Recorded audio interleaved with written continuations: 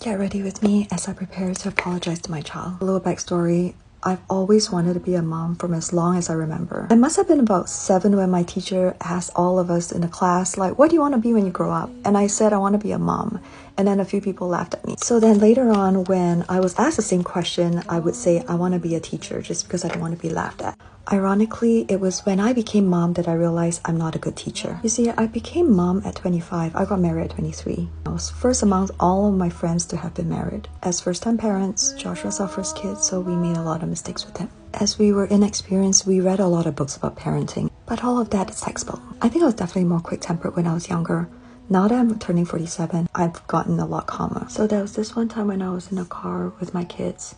They were like maybe 4 and 6. I was having a very bad day. It was over something really small, like the kids were misbehaving in church, and I felt at that time it was a very big deal. This was about 15 years ago, so my memory may be flawed.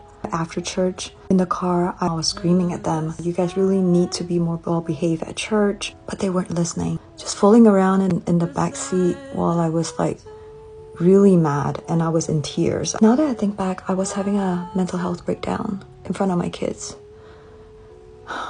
I'm so ashamed to say this, but what I did next, I am so regretful of. I drove really quickly suddenly. I just accelerated the car and I drove like a maniac. My kids went really quiet suddenly. The speeding was probably only for a few seconds, but it was enough to scare them. Kayla in her little voice, she was crying and she was saying, Mom, stop, I'm scared. And Joshua just went really quiet. Like he didn't want to cry, but he was scared. I slammed the brakes and then I turned around and I continued lecturing them. I'm not proud of it. We as parents are our children's everything. We give them security. We make them feel safe. And I didn't make them feel safe. If your parents have ever made you feel scared for your life, I'm sorry you felt that. I really am. Now that both of them are driving, I can say that Kayla is a very safe driver. She drives safely, maybe just because she was afraid of her life because of what I did to her. Whereas Joshua drives fast. I made a video before laughing about how fast he drives, like a joke, but I'm so scared that is because of me. I think about a month ago someone asked me, how fast does Joshua drive? He doesn't drive that fast when he's with us, but when he's alone, I don't know.